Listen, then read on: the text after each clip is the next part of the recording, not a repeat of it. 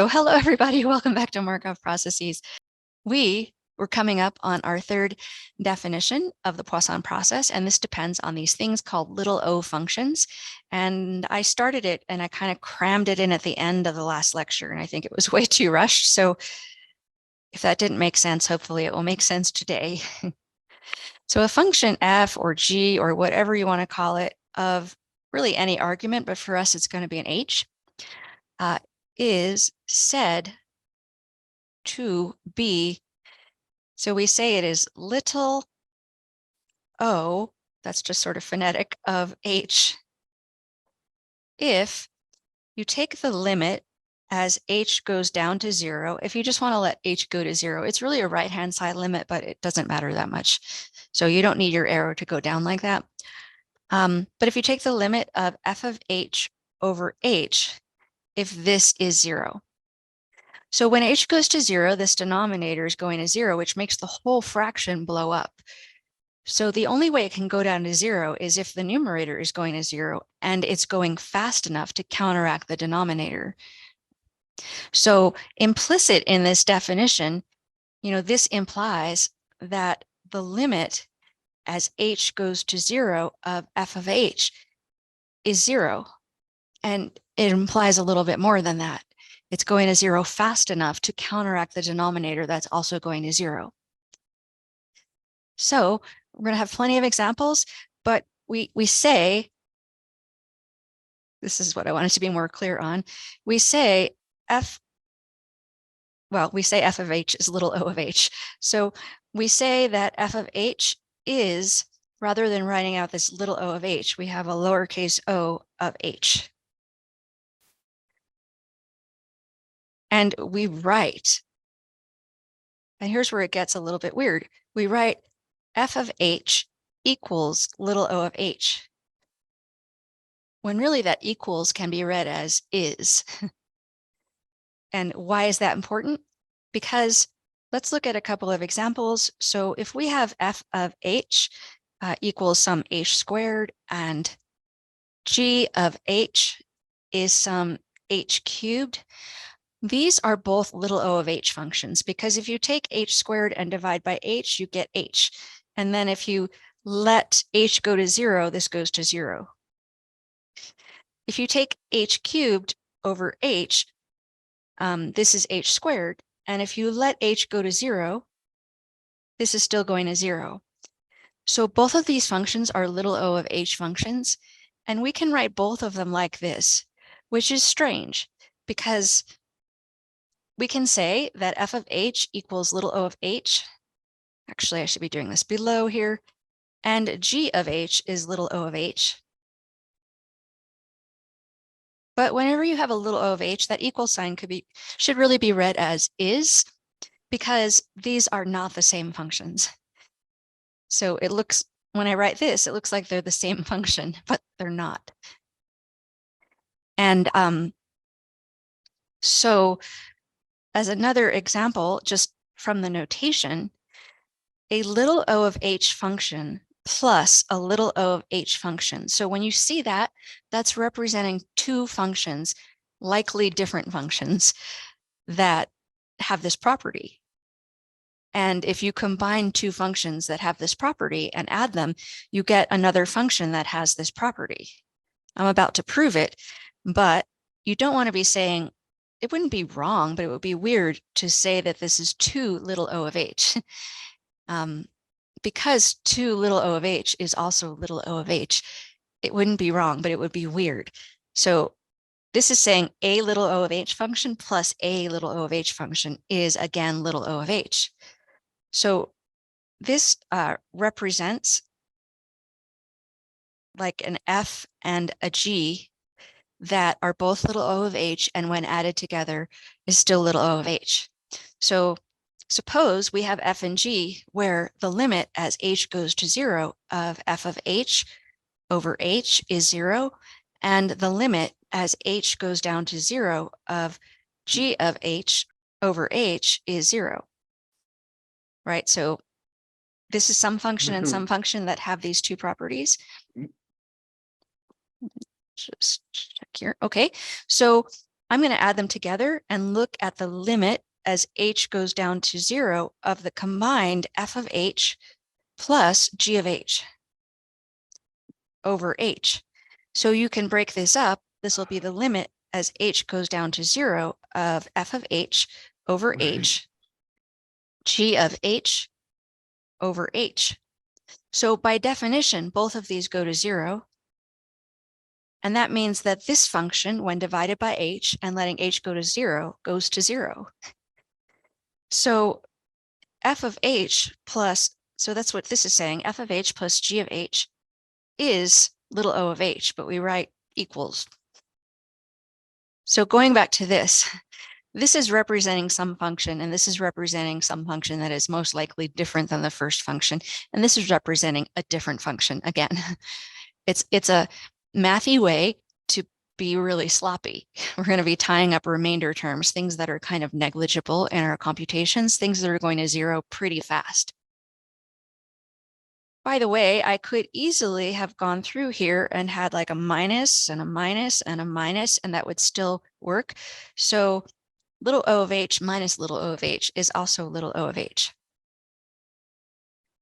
I should have given these numbers, but instead I'm just saying example over and over again. So here's another property. A little o of h function times a little o of h function is little o of h. And what this means is this represents some kind of f, and this one represents some kind of g. So when showing this, you start with like an f of h that satisfies that this limit goes to 0. So you're grabbing some f and some g that satisfies these limits. And if you multiply them together and divide that product by h and let h go to 0, unfortunately, I don't have an h for both of these, but I can break this up in a couple of ways. I can write this as f of h over h times g of h. That's just one way to write it. And this goes to 0 because f is a little o of h function. And this goes to 0 because a little o of h function has to go to 0.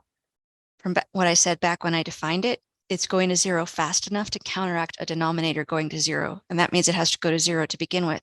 So both of these go to 0, even though I haven't divided the g of h by h. So this means that you've taken two functions that are little o of h and taken the product divided by h and take the limit, and it's still kind of negligible.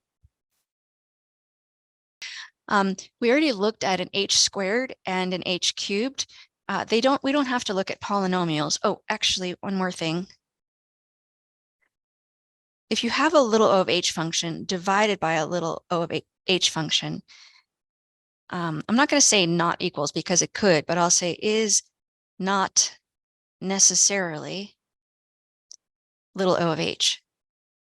So as an example, we know that h cubed is little o of h.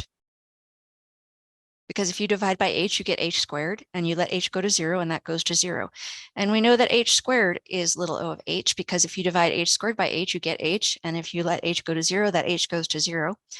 But h cubed over h squared is h, and h is not little o of h, because yeah, it's going to 0, but you want to take the limit as h goes to 0 of h divided by h. And that is the limit as h goes to 0 of 1, and that's 1, which is not 0. So this is one example of a little o of h function divided by a little o of h function does not necessarily give you something that's little o of h. And one more thing in this list, which never was a list, I really should have numbered these. If you have c is a constant, at least with respect to this variable h, c times a little o of h function is again little o of h. This just means that you have some f of h that satisfies that this limit of this ratio goes down to 0, and you are looking at the limit as h goes to 0 of the constant times f of h. over h, and that constant can just be pulled out. So you're going to get c times 0, which is 0. For us, the constants are not going to look like constants. They're going to look like weird functions of t, but as long as they're constant with respect to h, so let me put that up here, then it's not going to affect the little o of h-ness of our function. Okay, so an important one for the study of Poisson processes, which I hope we'll be getting out of today and starting to build off of them, is we're going to see e to the minus lambda h terms. And if you write out the Maclaurin series expansion or the Taylor series expansion about 0, this is 1 minus lambda h plus lambda squared h squared over 2 factorial minus lambda cubed h cubed over 3 factorial plus, and if you consider dividing these terms by h and letting h go to 0, whenever you have like the h squared or higher degree terms, those are still going to go to 0 when you divide by h. If I divide lambda h by h, I'm left with lambda, which is not going to go to 0. So you're going to be left with 1 minus lambda h plus this negligible stuff, which is all little o of h. Yeah. And so I did do something there that should shake people that are really into analysis, really mathy and into analysis, because we've seen that a little o of h term plus a little o of h term is little o of h. And I did that for an infinite number of terms. And you actually can have problems there with the convergence. So I don't want to take the time to talk about it. We don't have problems in this example, nor will we for any infinite series in this class. We're not going to have problems. So we need the series to be converging uniformly, and we need a little more to guarantee that you can do this for an infinite number of little o of h terms. But don't worry about it for this class. So, and if that didn't make sense, then don't worry about it at all. Okay, so we are ready for definition 3 of the Poisson process. This is one of my favorite definitions of the Poisson process, but as I've said repeatedly, they all should have a place in your heart because they all are useful depending on what you want to show. So this is definition 3 of a Poisson process. We're going to start with a counting process. N of t is a Poisson process with rate lambda greater than 0 if. So I've got 3 things again, an I, double I, and triple I. We need it's counting something, and we need the number of things at time 0 to be 0. Oh, that's shocking. The second thing we need, in both of our other definitions, this was a statement about independent increments of the process. We need a little bit more than that here. So I'm going to say that the process, you know what, let me not write that whole thing. Let's just say the process has independent increments, nothing new, and stationary increments. I'll tell you what I mean by that. But we've added a little bit more to the definition, or to part 2 of this definition. So a stationary increment, I haven't finished this yet, is just like what we've seen with the Poisson process. So if you have an interval of time, the number of arrivals in there follows a Poisson distribution, and the parameter is lambda times the length of that interval. But if you move the interval around, that's not changing. So as long as you have an interval of a fixed length, no matter where in time you start, the number of arrivals in there has a distribution that is only dependent on the length of the interval and not where the interval is. So that's what's going on with the idea of stationary increments. And here's the third thing. And this is all in terms of little o stuff. So the probability that n of t plus h And H is really commonly used in Poisson processes to generally represent something that's getting small. It's like an epsilon analysis, although it doesn't have to be for me to state this. If I state a phrase with little o in it, then that implies that this does not happen until H goes down to 0. Anyway, n of t plus H minus n of t is 1. So I'm going to define this, but this represents the number of arrivals in an interval from t to t plus H. And we're going to let H get small. And if you have an interval of time, the probability that the Poisson process gives you one arrival in there, if you make the interval smaller, that probability is going to 0, because that would be like getting the probability of getting an arrival exactly on the time point t, which is not going to happen for the continuous exponential interarrival times. So I claim, well, no, this is the definition.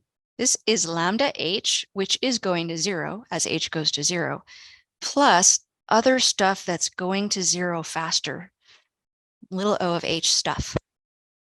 We're going to prove that we can get this from our previous definitions and vice versa, which I think is more interesting. Getting the Poisson and exponential structures out of a little o of h assumption, I think is kind of cool.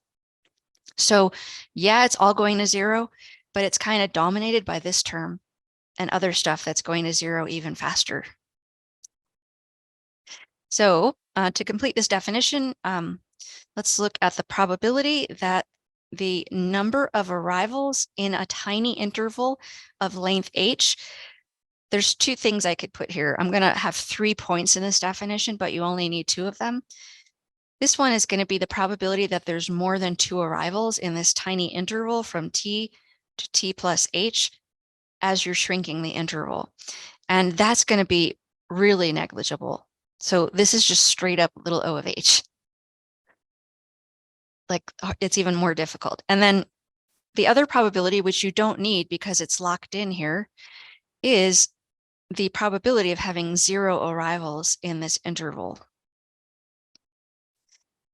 So I'm going to write what this is. I don't want to mess up the definition, so let me kind of do this on the side. This should be 1 minus the probability of 1 and the probability of greater than or equal to 2. So it should be 1 minus lambda h plus little o of h minus little o of h, if you're being semi-literal about it.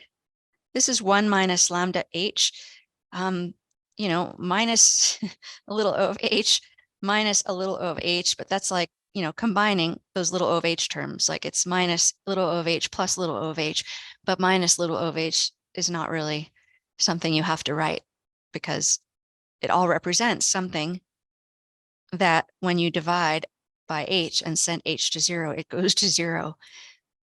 So this is me saying that negative little o of h is still little o of h. Adding little o of h is still little o of h. So to go back and finish the definition, this is 1 minus lambda h plus little o of h.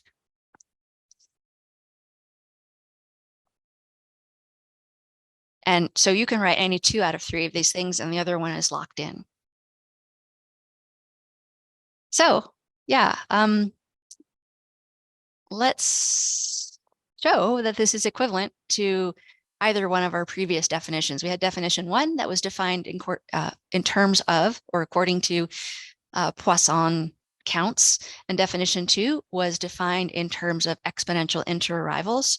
And I'm going to just use definition 1. We already know that's equivalent to definition 2. So let's see that definition 1 implies definition 2. So I need to get I, double I, and triple I for definition 3 from I, double I, triple I for definition 1. So the definition 3 I, that is that n of 0 equals 0. It comes from definition 1 I because those are the same. Definition 3 double I. Now there's 2 things in double I for definition 3, independent increments and stationary increments. The independent part, so the independent increments part comes from definition 1 double I, which was just that the process has independent increments. Definition 3 has a little bit more in double I. So let's look at that part. Definition 3 double I stationary increments. The stationary increments part comes from definition 1 triple I, because that's where we learned that by definition, the probability that n of s plus t minus n of s equals k is something that doesn't actually depend on the value of s. So if this is true, which is triple I from definition 1, that tells us that we have stationary increments. So we have that from definition 1, and therefore we're getting the stationary increments from definition 1 into, this should be definition 3. That should be 3. We're ignoring 2, which has the exponential. What I'm trying to say is if you start with definition 1, you have stationary increments by the third property in definition 1. Okay, so the last one, how do we get that little o stuff? This direction is not that hard at all. It's just little o calculations. So for the definition 3 triple I, we want to look at 2 out of 3 statements. So definition 1 gives us that the probability that n of t plus h minus n of t is 1. Forget h being small or large. It just gives us that it's e to the minus lambda h to the 1 over 1 factorial, which I'm going to rewrite as lambda h e to the minus lambda h.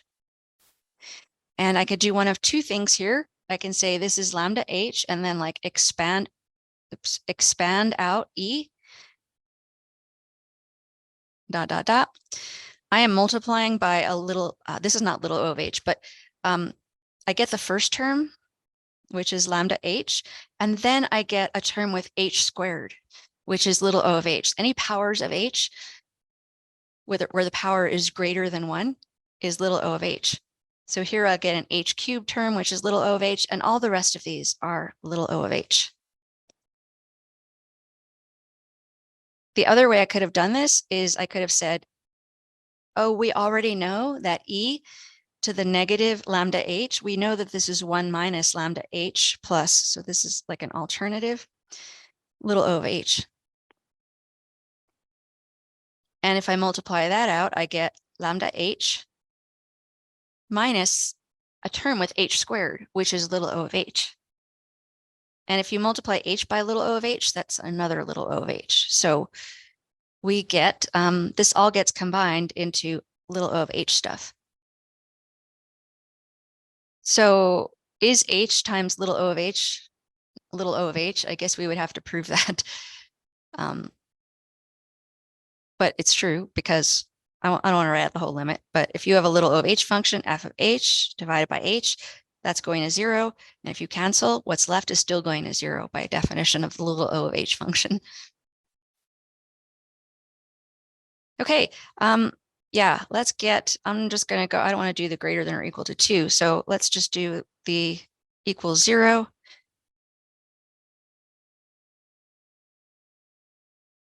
So from definition 1, this is e to the minus lambda h to the 0 over 0 factorial. That is e to the minus lambda h. And if you do the expansion or recall that we've seen it a few times, this is 1 minus lambda h plus little o of h stuff.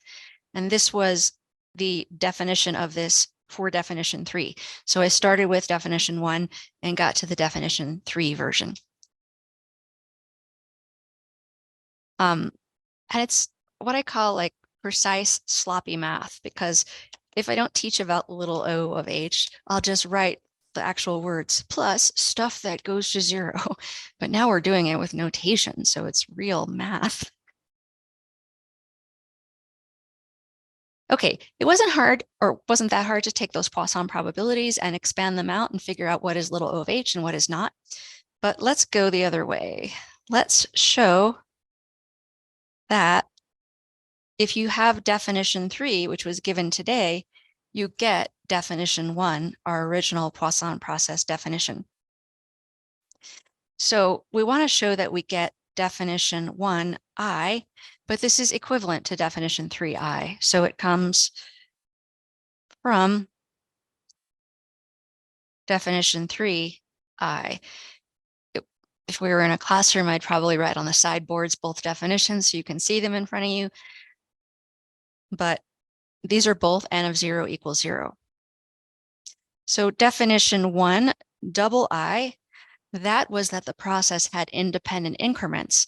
And definition 3, double I, says it has independent increments and also it has stationary increments. So we get the independent increments from definition 3, double I, which also gives us more information. So here's the fun part. How do we get the Poisson stuff out of seemingly nothing? We're assuming that the probability of an arrival in a tiny interval of length h is proportional to the length of that interval. It's lambda times h plus negligible stuff. But definition 1, triple I, is not about tiny, tiny intervals. So we need to be able to get those Poisson probabilities from the little o of h stuff for a generic time step that doesn't have to be small. So let's look at the probability that n of s plus t minus n of s equals some k. I'm not assuming that this is Poisson. That's what we're trying to show. But from stationarity of definition 3, I could just move this to start at time 0. So this will be n of t minus n of 0 equals k. And from I in definition 3, n of 0 is 0. So we just get that this is the probability that n of t equals k. And we want to show that this is the Poisson probability e to the minus lambda t to the k over k factorial. So let's do it. If I think I'm going to do just a couple of cases and then say ... But formally, you should do an inductive proof. So you would show that this equals this when k is 0, and then you would assume, you would assume that this equals this for a generic k. And then you would try to use that to show that if you went up to k plus 1, and this up to k plus 1, it would still hold. So formally, there's an inductive argument. It's not hard, but it is symbolically tedious, and I'm not sure what we're going to get out of that. I think the more mathy among you will feel better with that. But yeah, I'm just going to show a couple of cases. So I want to look at the probability that the number of arrivals in my little o process at time t is equal to 0. And I want to get this little time h increment. So I'm going to write this as the probability that, actually, that's not what I want to start with. So sorry about that. I want to start with t plus h in here. Why am I doing that? Because what I am trying to show is I want to show that, I want to show that the probability that n of t equals 0 is e to the minus lambda t, which is the Poisson probability when you plug in 0. But I want to consider this in order to get to that for some reason. Okay, so we've got a t plus h h is always assumed to be a positive time step. That's why our arrows are coming down from the right. And it's supposed to be some small time after a time t. So if the total number of arrivals by time t plus h is 0, this is the same thing as saying that the total number by time t is 0, and the number of arrivals after that in the remaining part of the interval is 0. The only way to have 0 arrivals at this time is to have 0 in here and then 0 in here. And those are independent increments. We are assuming definition 3. So this is definition 3 double I, and I can rewrite them as a product of probabilities.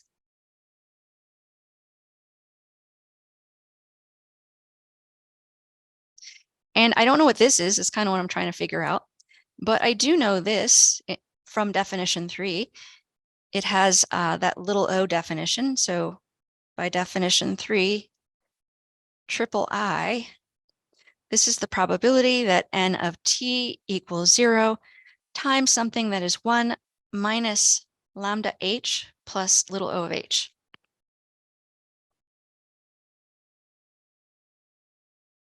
Okay, so I have this equals this. I'm going to multiply this out all the way and move things around so that I don't have to take too many lines to do it. This first thing here, I'm going to subtract to the other side. So I get the probability n of t plus h equals 0 minus the probability that n of t equals 0 is equal to negative lambda h times the probability that n of t equals 0 plus something that is little o of h. So what happened there? This got, I keep getting my eraser. This was multiplied by this, and this is, sorry, you probably can't see that, but I'm all in now. This is constant with respect to h. So this guy is representing some function of h that does that limit thing, and multiplying by the probability that n of t equals 0 is not going to change that.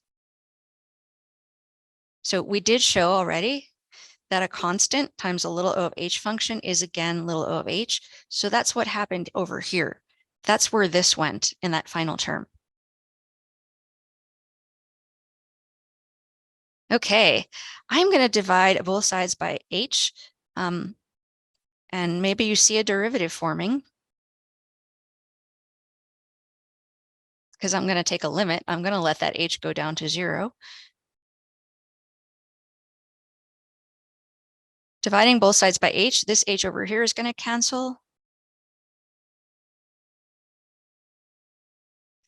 And I get over here a little o of h function divided by h, which is not necessarily little o of h, right? If that numerator was h squared and you divide by h, you get h. And h is not little o of h, because if you divide again by h and let h go to 0, you get 1. So a little o of h divided by h is not necessarily another little o of h, but we do know that this goes to 0 by definition of what a little o of h function is. I'm going to take the limit on both sides. Oops. I'm going to take the limit as h goes down to 0 on both sides. On the left, I have a derivative. It's technically a right derivative, but let's not talk about that. So on the left, I have the derivative with respect to t of the probability that n of t is 0 in that limit. That's how you define that derivative. A right derivative, though, but I won't say that again. On the right, this first term has no h's, so that's just going to stay where it is. And the final term is going to disappear.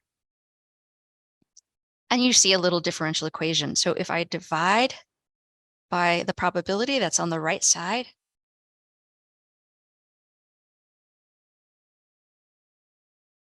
I get negative lambda. And this left side is the derivative with respect to t of the log of this probability.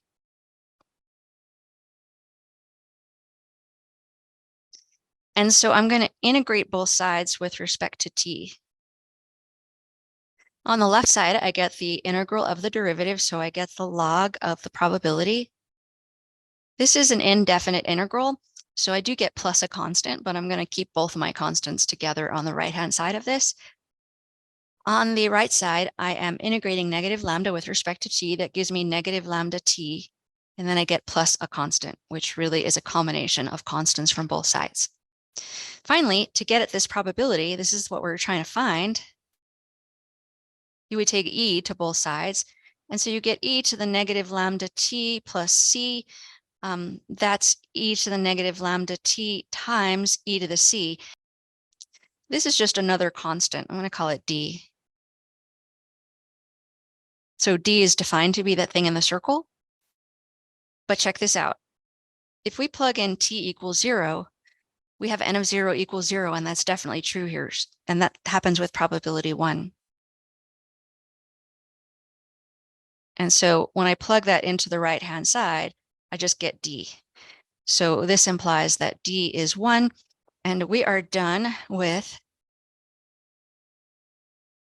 showing that this is e to the minus lambda t, which happens to be e to the minus lambda t to the 0 over 0 factorial. So that's what we wanted to get, our first Poisson probability. So I'm going to do one more because the next one's different. The third and fourth one is going to be similar to the first one, but more tedious. But I think it's worth doing one more because it is a little bit different than this case. So let's look at the k equals 1 case. In other words, I want to find the probability of n of t equaling 1. And I want to get e to the minus lambda t to the 1 over 1 factorial. So I'm going to start off the same way by considering what's going on with the process at time t plus h. I'm going to talk about the probability that we have 1 arrival by some time t plus h. So there's 1 arrival by this time, and that means we could either have it in here and no arrivals in here, or the other way around. And those are 2 disjoint events. So I can write this as a sum. This is the probability that the number of arrivals by time, what am I trying to say, t is 1, and the number of arrivals between time t and t plus h. So this increment is 0, or plus the disjoint event probability that we have 0 arrivals by time t, but then in that final h units of time, we get 1 arrival.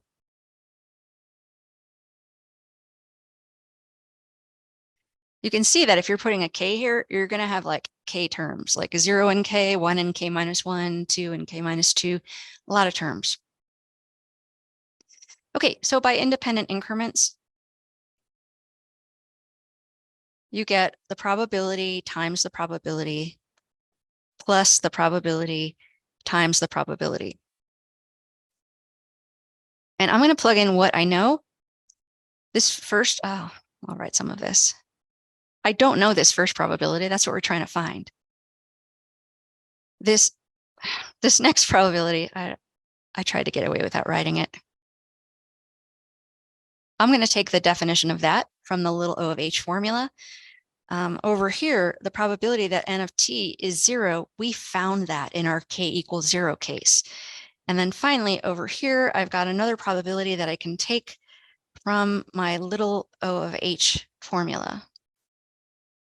So let me write the left-hand side again. The probability n of t plus h is 1 is the probability that n of t equals 1, don't know what that is yet, times this, and that is 1 minus lambda h plus something that's little o of h, plus this, And that is known from the k equals 0 case. We already showed that the probability that n of t equals 0 is e to the minus lambda t. And then finally, this term comes from the little o definition. This is lambda h plus little o of h.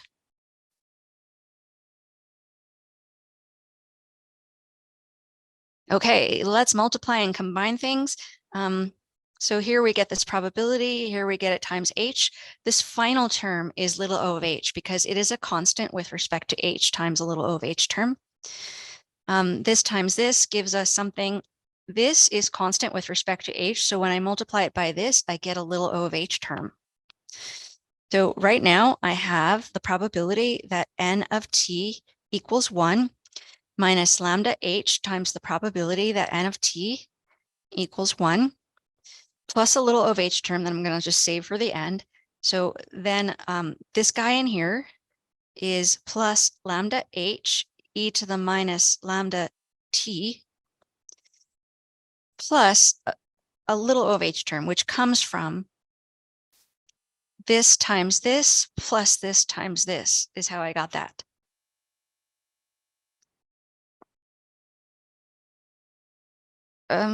Yeah. Okay, so I'm going to do the same sort of derivative thing. I've got this. I'm going to subtract this and divide by h. So let me do that stuff all at once. I'm going to take a limit as h goes down to 0 of the probability n of t plus h equals 1 minus the probability n of t equals 1 over h. What I'm left with on the right-hand side is all of this stuff divided by h and a limit. This is the limit as h goes down to 0. So this guy divided by h just cancels that h. And we get, negative lambda times the probability that n of t. Oh, I probably should have little o of h this first. Well, it's not going to matter because I'm dividing by h now, and what's left is no more h's. So it's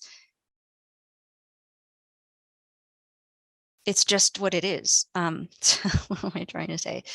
I should not have done this all at once, but I guess this is okay. Plus lambda e to the minus lambda t plus something that's little o of h over h, which is not necessarily little o of h. Let me get that out of there. Just not so close to that other equation.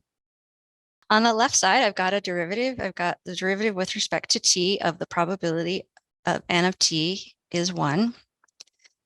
On the right side, as h goes to 0, this has no h, so it's just sitting there. I have negative lambda probability n of t equals 1. This guy has no h. It's also just sitting there. And this final term goes to 0, so it's gone. This one requires a little more fancy differential equations technique, which wouldn't be hard if you just finished differential equations. But if it's been a while, don't worry about it. You're not going to have to. You may have to solve something like the other differential equation in class, but not this one. So, okay, so I am going to move this to the left-hand side. I've got the derivative with respect to t, the probability n of t equals 1 plus lambda, probability that n of t equals 1 equals lambda e to the minus lambda t.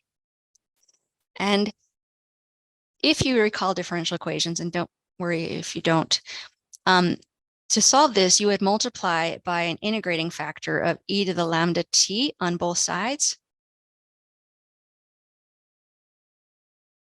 So on the left side, you end up with e to the lambda t times the derivative of the probability that n of t is 1 plus lambda e to the lambda t times the probability that n of t is 1 equals, on the right-hand side, you just have lambda.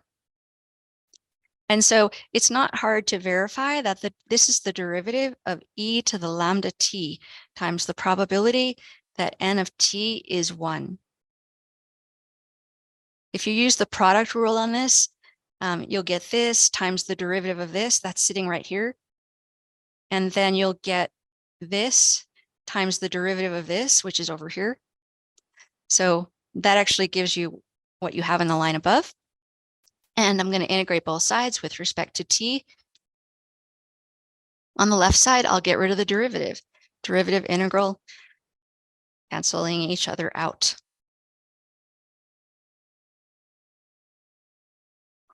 On the right side, if I integrate the constant lambda with respect to t, I get lambda t plus a constant.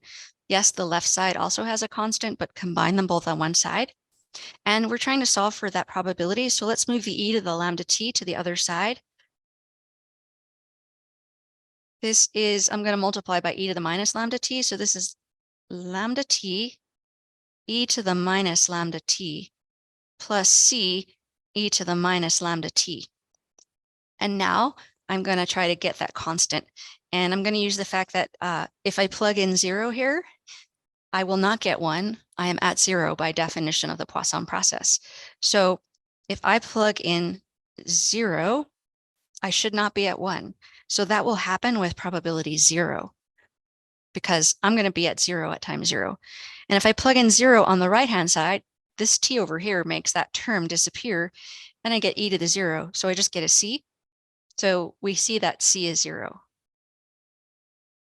And when we plug that in back up here, we get the probability n of t equals 1 is lambda t e to the minus lambda t, which is e to the minus lambda t to the 1 over 1 factorial, which is what we wanted. So starting with little o stuff, we got another Poisson probability. So cool. And so we can continue and we can do it by induction, but it's just, you saw how long it took just to do this case, which is why I didn't want to sort of consider it in general. I'm not sure if I did it in the notes. I think I at least stated that, but I am writing up a nicer version of the notes that's just not getting ahead of you, but I'm going to give it to you at the end of the semester in case you want a reference for the future. Here's the thing. I'm so good with headings. If we have that n of t is a Poisson process with rate lambda greater than 0, I want to look at the probability that the number of arrivals in an interval of length h is equal to 2 in little o notation. So we're going to let h shrink. Anytime you see a little o of h on the right side of the equation, that's only true if the h is going to 0. So this is the number of arrivals in an interval from t to t plus h. And as h shrinks, there should actually be no arrivals in there.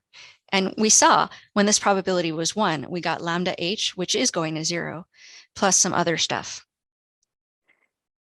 But the probability of getting, I don't know if you're looking at me, but my hands are shrinking an interval, and having 2 things in there is even harder to imagine.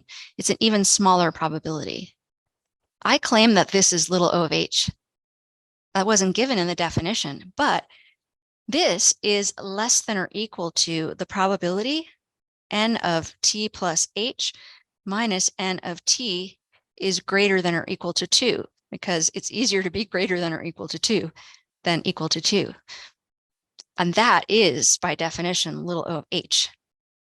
And so that means that if you take the limit as h goes to 0 of the probability n of t plus h minus n of t equals 2 divided by h, that is less than or equal to the limit as h goes to 0 of a little o of h function divided by h. By definition, this is 0. That's how you define a little o of h function. And these are probabilities and our h's are positive. So this implies that the limit as h goes to 0 of this probability, the probability of getting 2 arrivals in that time interval as the interval shrinks is little o of h. It is negligible in a fast way. It's more negligible than the probability of having one arrival in that interval as it's shrinking. And you could do this for any number, any integer 2 or greater.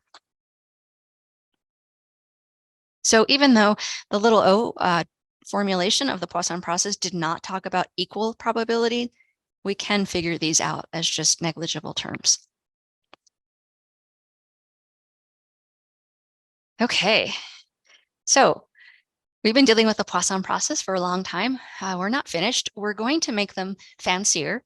The number of arrivals in an interval, well, our arrival process has a rate. Our Poisson process, we have arrivals at a rate lambda, and we want to generalize this a little bit to have the arrival rate changing and dependent on the current number of the process.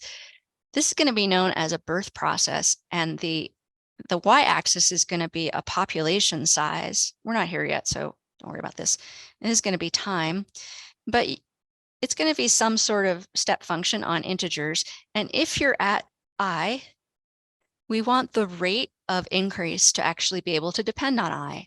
For example, if this is a population of individuals who are actually having children, not together. So one individual produces one individual. It's really more like a splitting cell or particle in biology or physics. You know, you don't need two parents. But the more people there are, the faster the rate of birth, I would think. And so we're going to see what looks like a Poisson process, but isn't. We're going to have a lambda I in place of the lambda. We're going to have a rate of increase that actually changes as the population size changes. And that's known as a birth process, which can be generalized into something known as a birth and death process. And those are coming up. But we have a little break here to just talk about some generic continuous time Markov chain stuff on a discrete state space. If I forget to say that, we have never departed from discrete state space. I will let you know, and it'll be probably the last week of the semester when we talk about anything with a continuous state space. Okay, so this is some x of t. You know, we use the n for that counting process on a state space S that is discrete. And we have the Markov property. We've defined that. I'll just remind you that probability that the process at time t is in some state j. So this makes sense because it's not a continuous state process. So you can talk about the probability of being equal to a number given at some earlier time we're in some state I, and given lots of earlier times we're in other states. This needs to be we need to just keep the latest piece of information. That's the Markov property. And for this to hold, we need these time steps to be ordered.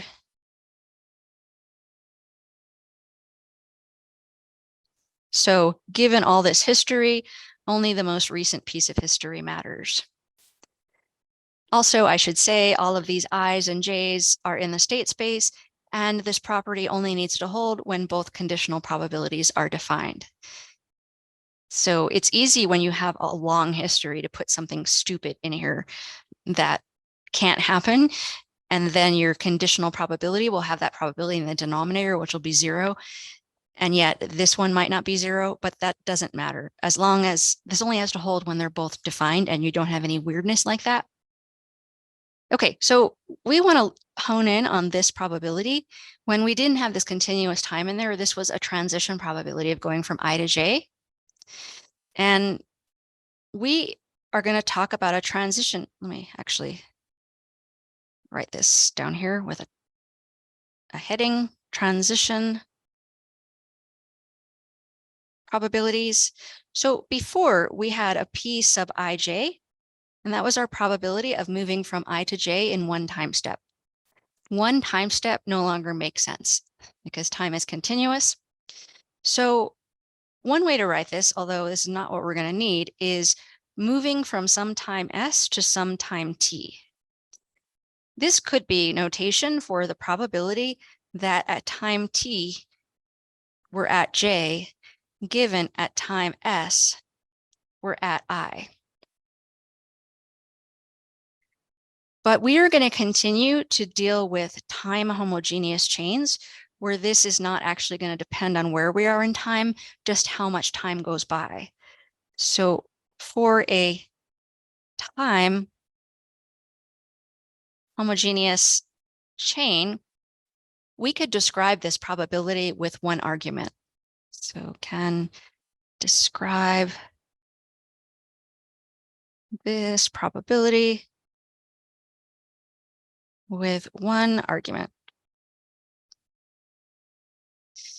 So we could say something like the probability I go from I to j in t units of time is the probability that n of s plus t equals j given s, n of s was I. If we have a time homogeneous chain, which you can always assume until you can't. But to describe that, if this is constant in s, then I don't need an s on the left side.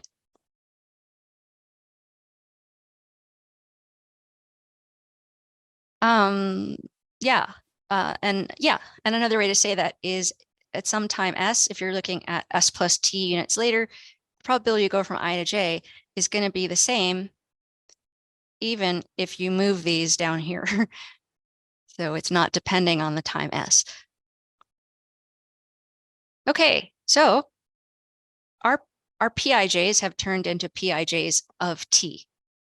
And this is supposed to hold for all s. I was going to say in the state space, so that's not true. These are time steps. So for all times s greater than or equal to 0. And there is no such thing, we say again, as a one-step transition, because what is one step? There is no such thing as one step when the time is continuous. But we are going to collect these, and we're going to put them in a matrix. Put these in a matrix. So I'm going to call the matrix, I'm going to use this kind of bold double P again, but the matrix will be different depending on time. So this is going to be a function of time. And then the ijth entry of this is going to be the Pij of t. Okay, so we have Chapman-Kolmogorov equations still. Chapman-Kolmogorov. The Chapman-Kolmogorov equations say, and there are a couple of ways to state this, just like there were before, but I'm just going to use one. The probability we go from I to j in s plus t units of time is equal to the sum over k of the probability of going from I to k in the first s units of time, and the probability of going from k to j in the remaining t units of time. The proof is exactly the same. I almost want to skip it, but I think we should look at least one in continuous time. So the probability of going from I to j in s plus t units of time, this is by time homogeneity, I could start anywhere. So I'm going to start at time 0. I'm going to say given x0 equals I.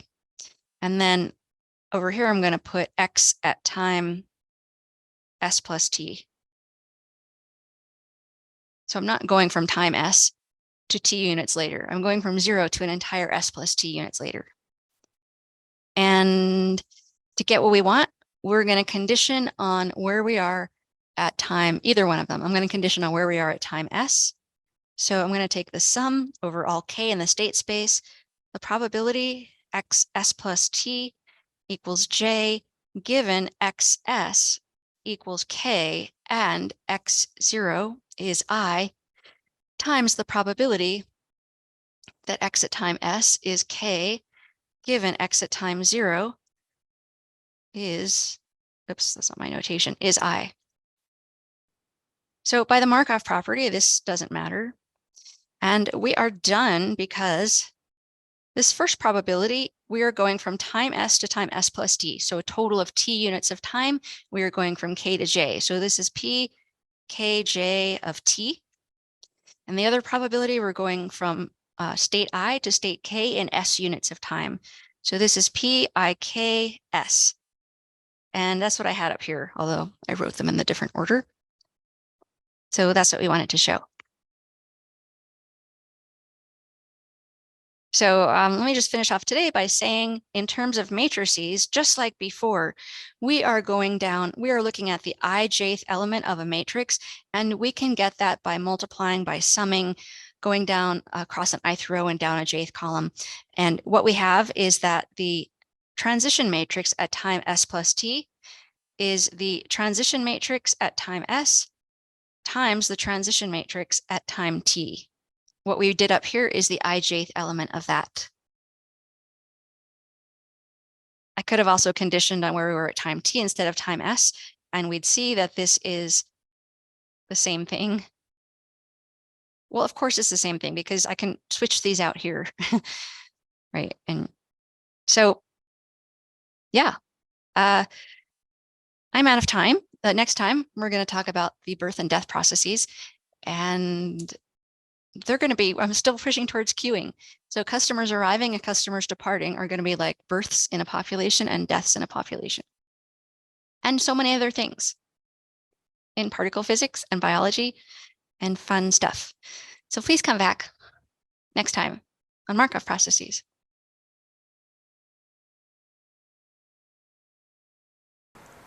So Dex is out again, and I'm pretty sure I know where he is. Dex.